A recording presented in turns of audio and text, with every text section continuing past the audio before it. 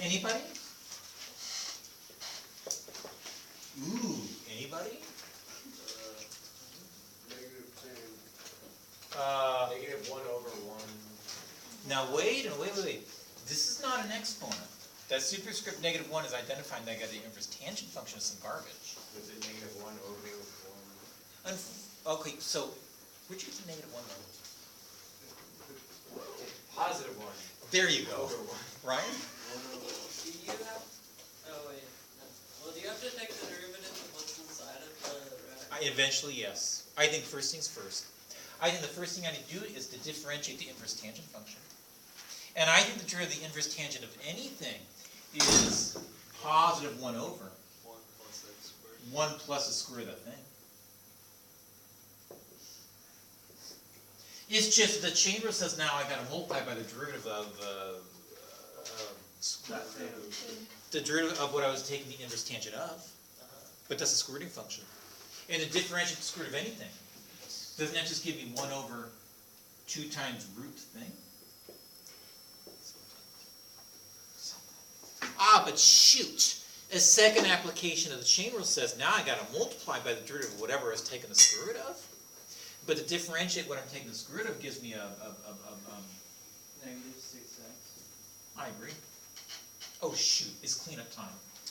Does that give me a negative 3x over 1 plus 1 minus 3x squared times 1 over root 1 minus 3x squared under the square root symbol? Or shall I say negative 3x over 2 minus 3x squared times root 1 minus 3x squared?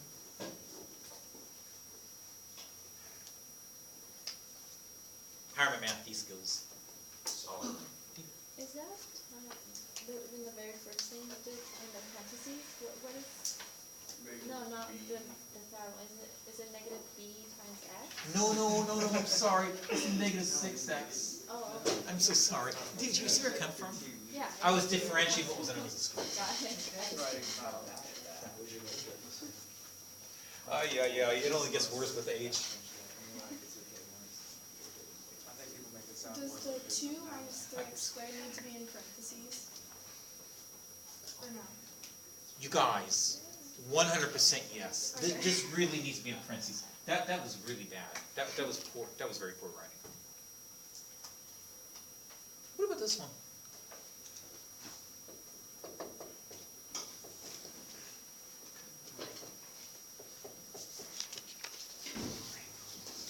So humor me.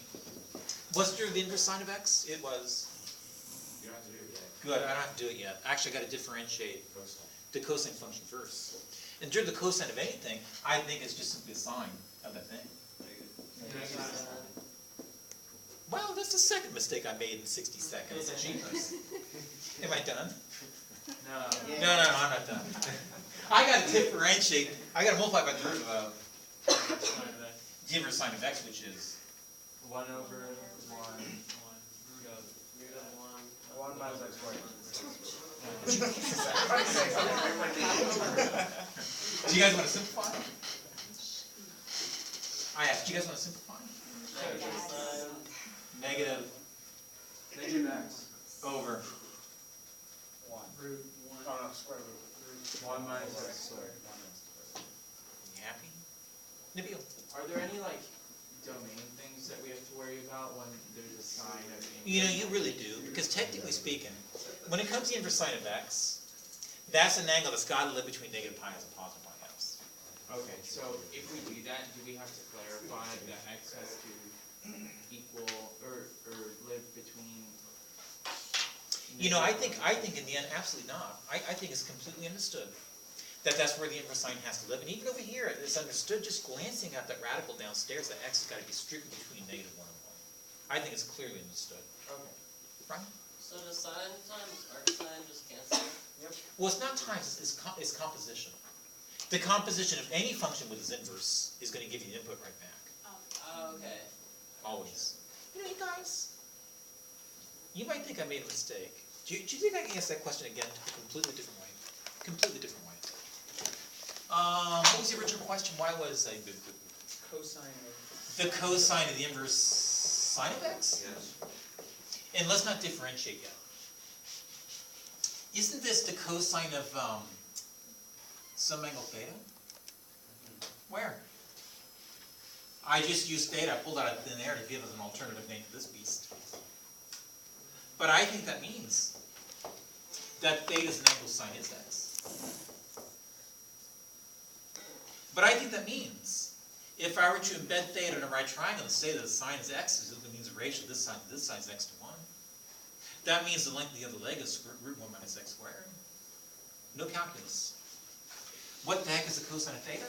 I think it's just simply the square root of 1 minus x squared. So now if I were to differentiate with respect to x, differentiate the square root of anything, isn't that just simply 1 over 2 times the square root of that thing? Times negative 2x. Beautiful. Chain rule says I got to multiply by negative 2x. The 2's cancel and. Oh, thank goodness. Same answer I got. But I'm trying to justify that what I'm saying is true. So for that, we could have done that without even learning what we have today. Absolutely. I agree completely. Awesome. It's so nice when you have multiple techniques. You guys, are we ready? Are we ready for the big guns? Literally. Yes. Yes, we're. Yep. Like it or not.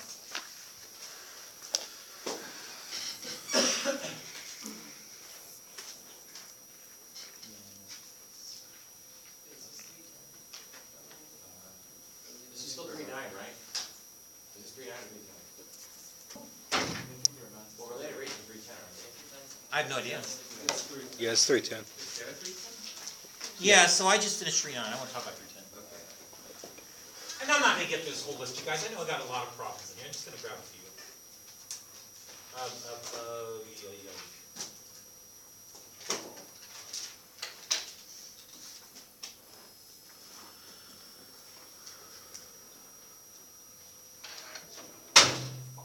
Whoops, you guys can't see. Oh, I can't start. Can you guys do me a favor? Somebody discussed something with me at the break and it's really, really bothering me. Do you think you guys can pull out your exams real quick? I've already forgotten.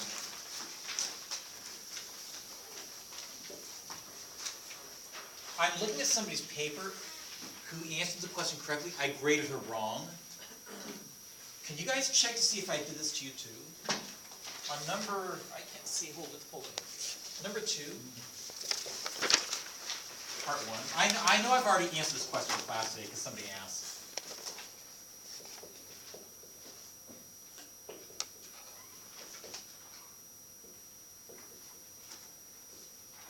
And I think we went over this class. I hope we got this answer.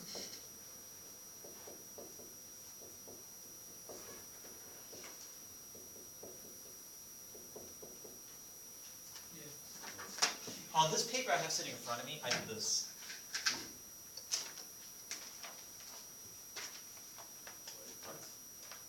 So raise your hand.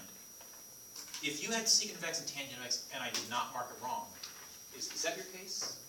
Is there anybody here who put secant of x, tangent of x, and I graded it correctly? Oh, so tons of you. Fine. Is there anybody who's got secant of x, tangent of x, and I crossed it out? Oh, that makes me feel so much better. It was my mistake, and I can't tell you what happened. Maybe it was in the backyard, and I glanced away or something. Somebody talked to me. My It apologies. just really was confusing. I don't know why. I make my mistakes. When I make them, I pay for them. I promise I'll fix it. Before we're done. How would say you give extra? Give her extra points because of pain and suffering that she endured. Exactly. Points. Oh, that was bad.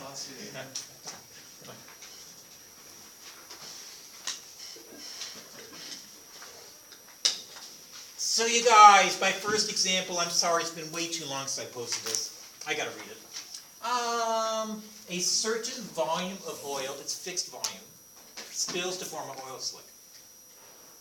The rate of slick is increasing at some constant rate.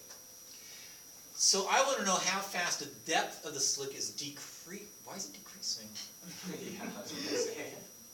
No, seriously, why is it decreasing? Because the radius of the slick is increasing, and you've only got a fixed volume. Beautifully put. Both of you guys are right. I think since it's a fixed volume, I think as time goes by, it really is the case that the radius should be increasing. It's just that since the amount of oil is constant, I think therefore the corresponding deepness, the depth, should be decreasing to accommodate the increasing radius. So what I want to do, actually, with this question, if you read carefully, is I want to find how fast the depth of the slick is decreasing. I want to find d dt, where d stands for depth. I want to find the rate at which depth is changing with respect to time t. And I think to do this, it's too difficult with any of these questions to build an equation immediately involving d dt. I give up. And instead, I'm going to build an equation involving d, not d dt. And I'm going to use my basic geometry or whatever algebra skills or trigonometric skills I have to build an equation. Now I have to confess, I'm told something about the volume of this oil slick. So maybe I should just, I don't know, go back to geometry and see how I can compute the volume of such a geometric figure. It's just a right circular cylinder. And I think the volume of any right circular cylinder could be interpreted as, well, the area of the base, which is the area of a circle, times its height, which I'm calling b. You might call it h, is fine. However, as time goes by, you guys got to confess, as time goes by, r changes, and so does d. Oh, but as time goes by, does v change? With the volume, it should be pi r squared. Yeah, that's what Not 2 pi r. I'm so sorry. Boy, I'd say go back to geometry. I know my basic geometry. He's saying the area of the circle at base is. What did I have on the board? That's the circumference of the circle, not its area. But you guys, come back, this is important. As time goes by, don't you guys agree both r and d are changing with respect to time? But v is Constant. not changing, it's just a constant. And since v is just a constant, it's not changing, I'm going to plug a value in for it because I can. It's just 2,000 cubic feet. I can't stick a constant in for r and d because, again, they're changing with respect to time. However, treating both r and d as functions in time t, we will differentiate implicitly with respect to time t. Let's do it. I think differentiating the left-hand side with respect to anything I darn well please is just going to give me a 0. But on the right-hand side, I've got pi times some garbage, so I better have pi times the derivative of that garbage. Let's talk about the garbage. I think the garbage is product of two functions in t. And so to differentiate the product of two functions in t, I better use the product rule. But the product rule says I get the first as is, do not touch. Times, now watch what I write with my pen. Times the derivative with respect to t of the second function. But that's just going to give me d dt. Plus the second as is, do not touch. Times the derivative of the first with respect to t, but to differentiate the first with respect to t, I've got to bring the 2 down. Reduce the exponent by 1. dRdt? But the chain rule says multiplied by the derivative with respect to t of whatever the function was that I was initially squaring. Oh, you guys, look what you see on the board. How can I say this in English? This is an equation that relates the rates at which d and r are changing. This is an equation that relates rates of change for d and r. That's why I refer to this as a related rates type of question. Have you? Wait, I know like this is sort of basic, but I just want to make sure pi just stays there. The reason is this, because when you differentiate with respect to x, some constant c times some function in x, don't you just simply get c times the derivative function? Okay. That's the only reason why. Constant factors get pulled out of the differentiation. Okay. And everybody, now that I've differentiated with respect to time t, I have a mathematical legal right to take out of my back pocket a mathematical camera. Take a snapshot in time, and I get to plug my values in. Because again, I've already differentiated with respect to time t. And at this one point in time, my r value was, I don't remember, the radius is 25 feet. ddt was given as, We're solving. we don't know, that's the actual unknown, that's what I'm trying to find. 25 squared. Oh, thank you. Boy, I'm just full of mistakes today, aren't At this one point in time, D is. What are you spelling? Because we're not given depth. Shoot, you're right, I'm stuck. I gotta take a break. So pulling out a nifty piece of scratch paper. You know, I think that the volume of the slit can be computed by looking at pi r squared times d, but the volume is fixed at, I don't remember, 2,000. 2,000 cubic feet. Then if I were to plug 25 in for r, I can find d. And I think plugging 25 in for r, d ends up being nothing more than the ratio of 2,000 to 25 squared times pi. But that's the same thing as 400 over 5 times 25 times pi. But that's the same thing as, is that an 80 over 25 pi? Or shall I say d is equal to, I don't know, you guys make me do all the work again. Is that a 1/16 over 5 pi? Yeah. I can't reduce any further than that. So I guess at this one particular time, d holds a value of 16 over 5 pi. Times 2 times my radius, which is 25, times dr dt, which was given as, 120. so 20 feet per minute. Oh, look at that. That's one equation and one unknown, d dt. This is not a math D question. This is yet again a math A question, because I think this equation is linear, and d dt. Let me, number 1, divide both sides by pi. Number 2, subtract this b's from both sides.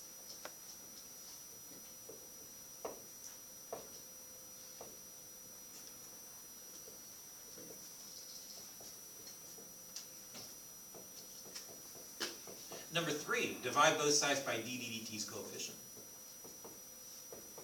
You want an exact answer or an approximate? Always exact. What's that? The last teacher I had, like, he wanted them to be approximated. Yeah, the problem with approximate values is that if I use them again, there's already error in there, and the error can potentially grow poorly.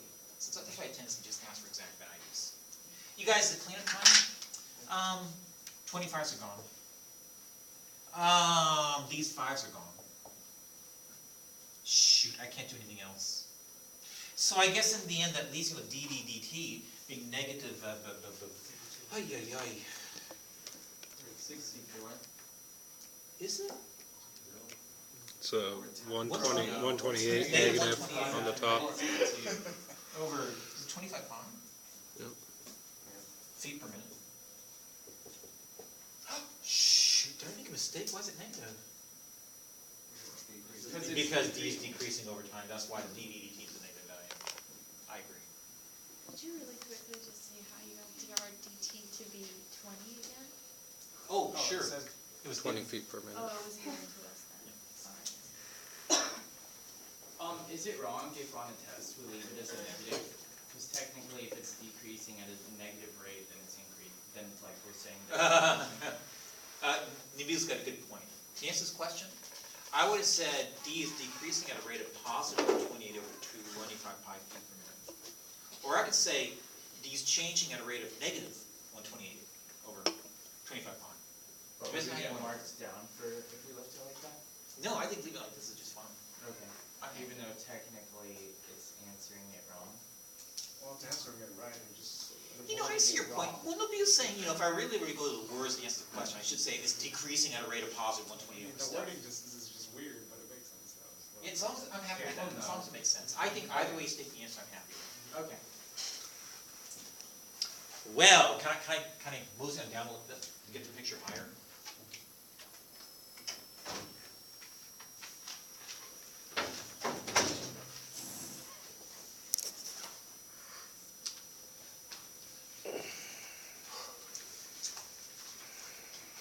Can I tell like a 30-second story? Sure. Yeah. When I was in graduate school, I was so busy. I could not possibly look for a job before I graduated. I was way too busy with graduate school, and teaching and working. And I found a company that had a job opening, just one company, the only place I applied for before I graduated. And I went in there and I said, I want to apply for this job. And they said, well, you have to take a logic test first. I'm thinking, I got a graduate degree in math. How fun. I love the logic tests. And They said, as long as you pass the logic test, you can make the next stage. And so they sat me down and put this test in front of me, and there were a lot of questions. They're based on one scenario, which is, how many people are on a softball team? My logic was great, I answered every question wrong, because I didn't know how many people were on a softball team. So, this problem really irks me. Anyway, sorry. Then why did you ask? Because I was so unnerved, I gotta get this down. I did not make it to the second level. So, everybody, let's come in. I gotta read the question again. A softball diamond is a square with 60-foot sides, and a runner runs from second base, that's this base right here. Here's second. I didn't know this. Here's first, and here's home. So a runner runs from second base to third base at a rate of 10 feet per second. How fast is the distance from the runner, oh, he's right here at one point in time. How fast is that distance from the runner to home plate changing when the runner is 20 feet from second base? What am I trying to find? How fast the distance from the runner to the home plate is changing. Give me with the runner. symbols, give me mathematical symbols. Very nice, don't say that fast 3 times, you'll make a mistake, but DDT. That's what I'm trying to find. And I think, again, I'm gonna run into a lot of problems if I try to build an equation involving DDT, so I give up. Instead, I'd rather look at the geometry of the situation and build an equation involving D with some other quantities. No, I think it's nice. Right triangle and hypotenuse. After all, you guys watch this red triangle. It certainly is the case that that's a right triangle. I don't think it was yours. Oh, yeah, thought it was. And if that's a nifty little right triangle, I think you and I could write an equation relating some things in a triangle, like, for example,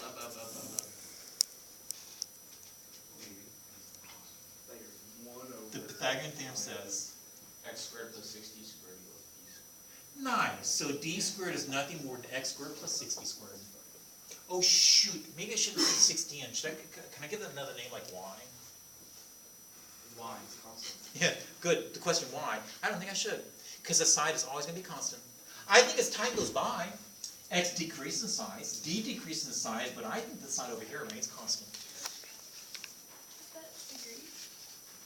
No, that's feet. Okay. It's I have it in front of me, sorry. That's okay. So, if I'm going to try to find DDT, why not do this? Since the time goes by, both D and X are changing, why not treat both D and X as functions of time and differentiate implicitly with respect to time t? And to do that, I think on the left-hand side that gives me a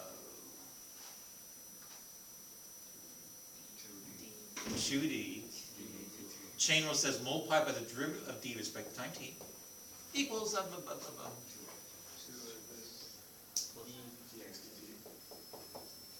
Do you guys mind if I'm lazy? You do mind.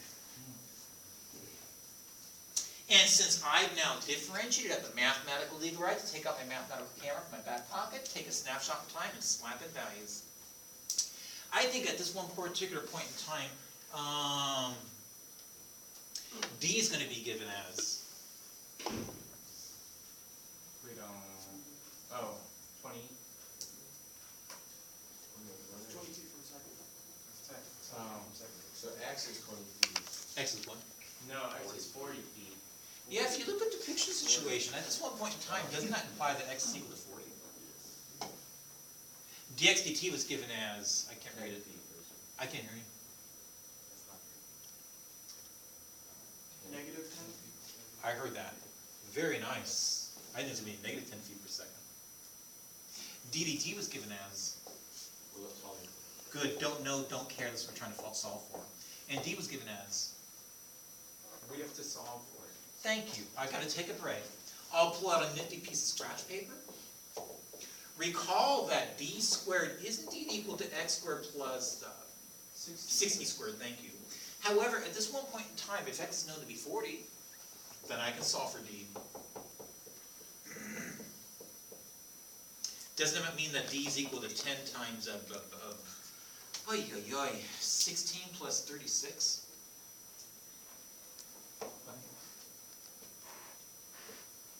If my arithmetic's correct. that means D is equal to, 20 root 13? It's my real word for it. So I think, if you're gonna take my word for it, I can substitute for D, 20 root 13. Oh shoot, look at that, that means I can answer my own question. I guess that means d dt is nothing more than the ratio of negative 10 times 40 to 20 root 13. Or shall we say d dt is negative 20 over root 13? Feet per, I don't remember, second?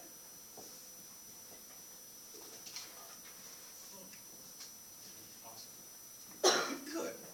Someone's happy.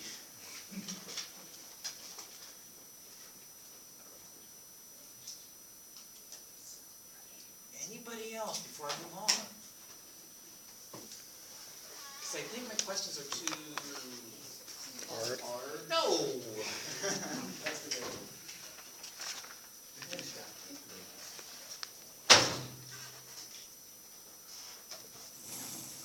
Well, you guys, yet again, another problem situation. Let me take